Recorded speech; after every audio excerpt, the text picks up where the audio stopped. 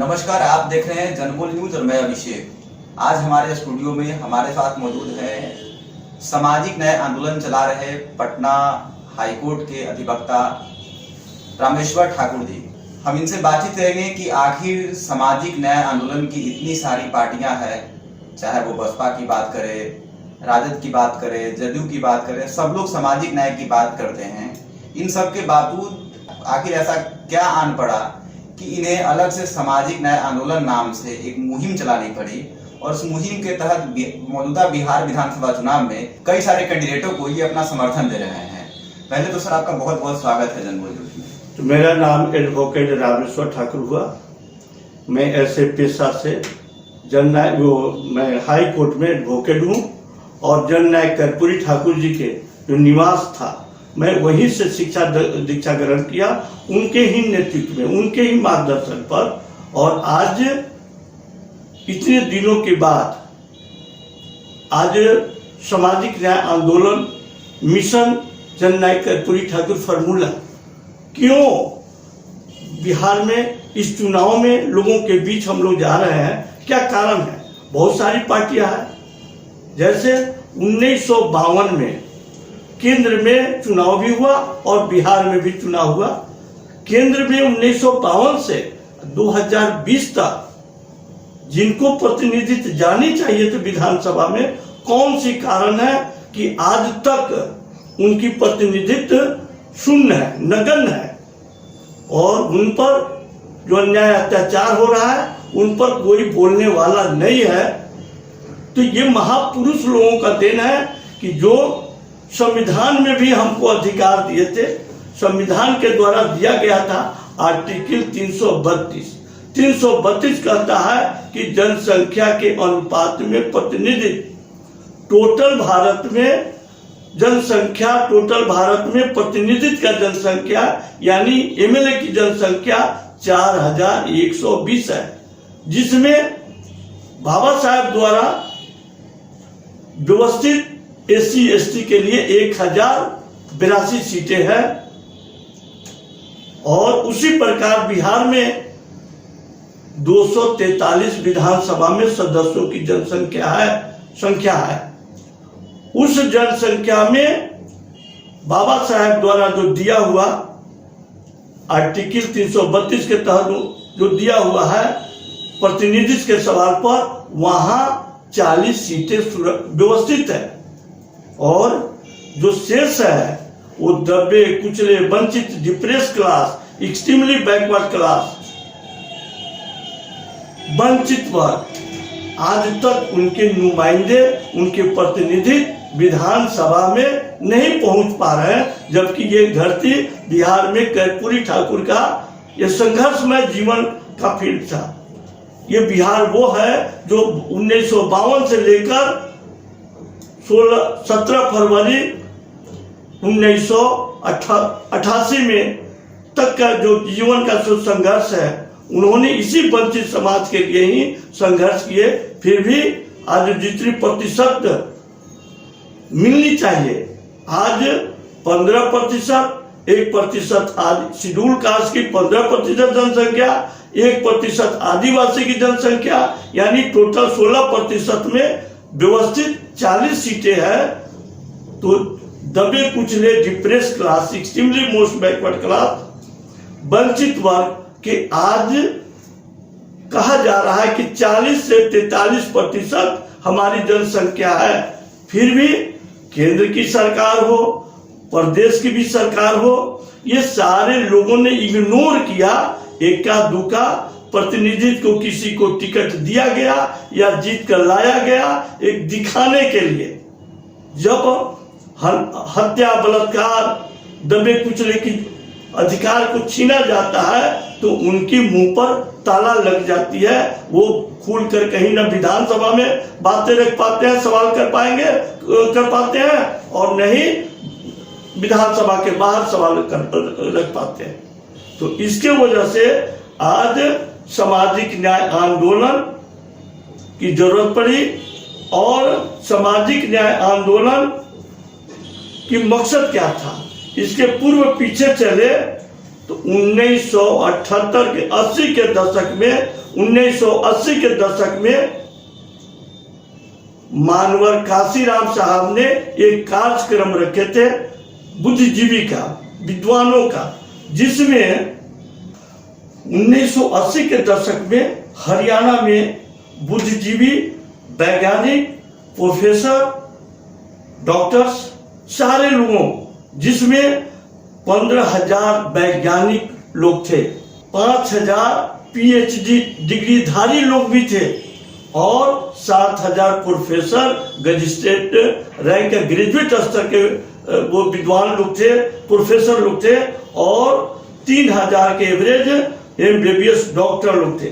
सारी कार्यक्रम की अध्यक्षता मानवर काशीराम साहब का हो रही थी और उसके चीफ गेस्ट मुख्य अतिथि के रूप में बिहार के जन्मे गुदरी के लाल जननायक कर्पूरी ठाकुर साहब ने उस कार्यक्रम के मुख्य अतिथि के रूप में थे। वही बात बनी, उन्होंने बताया कि ये 15% जनसंख्या शेड्यूल कास्ट की है, 7.5% आदिवासी का है, डिप्रेस क्लास वंचित वर्ग को प्रतिनिधित्व मिल जाए तो आगे काम बन सकता है। सरकार जब बन सकती है, आगे जब प्रतिनिधित्व ही नहीं है तो अन्याय अत्याचार होते रहेगा। उसी 1980 के दशक में जननायक कर्पूरी ठाकुर, मानवर काशीराम साहब की विचारों से उत्पन्न DS4 का निर्माण हुआ और उन्होंने साइकिल के माध्यम से उत्तर प्रदेश में जगाने का काम किए और उनके जो राह पर आज जो भी उनके वारिस है वो सही गति नहीं दे पाए, वो गति से भटक, उनकी राह से, उनके आदर्श से वो भटक गए। बिहार में जननायक कर्पूरी ठाकुर साहब 17 फरवरी 1988 की मृत्यु के बाद अपने आप को उत्तराधिकारी कहने वाला लालू प्रसाद यादव कहा कि मैं असली वारिस हूं, मैं उनके आदर्शों को लेकर चलूंगा और 15 साल उनके ही नाम पर सरकार में बने, सरकार चली और वो कहते थे ये जीन कहां से आया, यही डिप्रेस क्लास, वंचित क्लास के जीन था, यही वोटर था जो उनको आंख मूंदकर उनके पीछे लगा। 15 साल में जो हरास हुआ, जो depress class, extremely most backward, अत्यंत पिछड़ों का जो हरास हुआ वो शायद कभी नहीं हुआ होगा। उनके जो बताए हुए रास्ते पर एक भी डेंग नहीं दिखे और उसके बाद यही अति पिछड़ा का वोट, जब ये पंचायती राज 2005 में की सरकार बनने की बात आई तो 2005 में नीतीश कुमार साहब ने कहा कि ये अत्यंत पिछड़ा का जो न्यायालय में और आदेश हुआ है, इसको लालू सरकार ने केंद्र में ले जाकर सुप्रीम कोर्ट में लेकर चले जाने के बाद चले गए, कहे कि नहीं, ये अत्यंत पिछड़ों की आरक्षण नहीं होनी चाहिए, ये लालू की भर्सन था। और नीतीश कुमार ने कहा कि मेरी सरकार बन जाएगी तो मैं उस केस को विड्रॉ करके लाऊंगा और मैं पंचायती राज में रिजर्वेशन दूंगा। जननायक कर्पूरी ठाकुर जिस समाज से आते थे, दबे कुचले वंचित वर्ग को, उनको मैं पंचायती राज में दूंगा और सरकार बनी। नीतीश सरकार ने वो काम तो किए, फिर भी आज वही अति पिछड़ा का जीन उनसे क्यों खड़क रहा है, क्यों मुंह छुपाया हुआ है, क्यों नहीं बोल रहा है चौक चौराहे पर, क्यों नाखुश है, ये कभी नीतीश कुमार साहब ने झकने का काम, देखने का काम नहीं किया, क्योंकि उनकी नीयत में खोट आ गई। बड़े दबंग जातिया को एनेक्चर 1 में अत्यंत पिछड़ा वर्ग कमीशन के माध्यम से और हाई कोर्ट के माध्यम से ये थोप दिया गया अत्यंत पिछड़ों के बीच, जिसकी वजह से आज अत्यंत पिछड़ा हम लोग सुप्रीम कोर्ट तक गए हैं कि ये दबंग समाज के जो लोग हैं, जनसंख्या वाली जो है, वो ये सारा हिस्सा लूट लेगा, छीन लेगा, ये कमजोर तबका वंचित रह जाएंगे।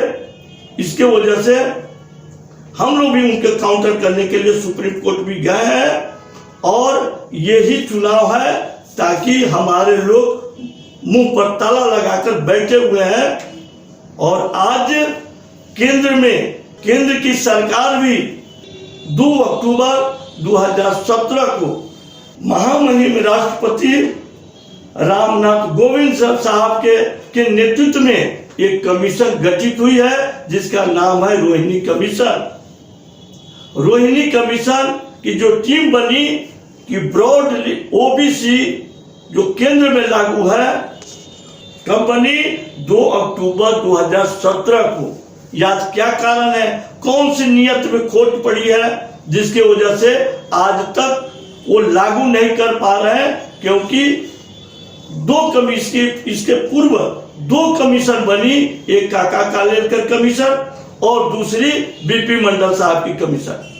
ये दोनों कमीशन के जो सदस्य थे उन्होंने कहा कि बड़ी मछली और छोटी मछली एक तालाब में एक साथ नहीं रह सकती है।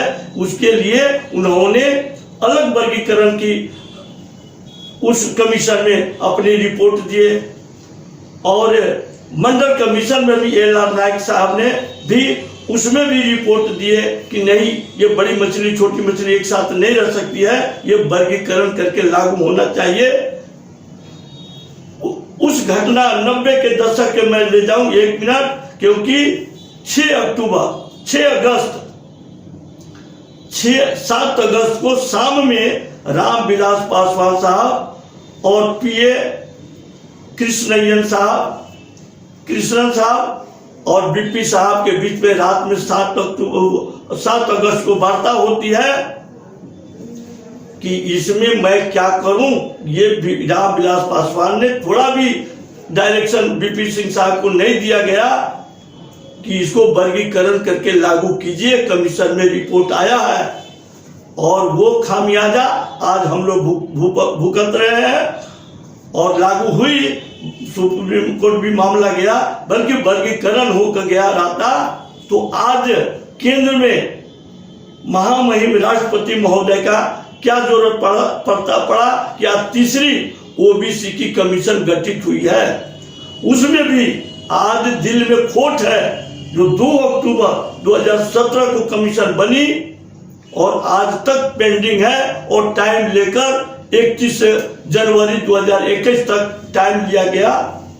और उत्तर प्रदेश हो, बिहार हो, जनप्रतिनिधि के सवाल पर हम लोगों ने जो निर्दलीय स्वतंत्र दबे कुचले वंचित प्रत्याशी हैं, हम संगठन के लोग, हमारे समाज के लोग, बुद्धिजीवी लोगों से मैं आग्रह विनती कर रहा हूं कि आप अपनी बहुमूल्य वोट उस निर्दलीय प्रत्याशी को सामाजिक न्याय आंदोलन मिशन कर्पूरी ठाकुर फॉर्मूला एवं DS4 के तहत उनको प्रतिनिधित्व में भेजने का काम करे, ताकि DS4 जो मानवर काशीराम साहब, जननायक कर्पूरी ठाकुर साहब का जो हरियाणा में बातें उभर कर आई, जो सोच बनी, उस सोच को हम लोग आगे बढ़ाने के लिए ही कोशिश कर रहे हैं। हम अपने लोगों को जगाने का काम कर रहे हैं।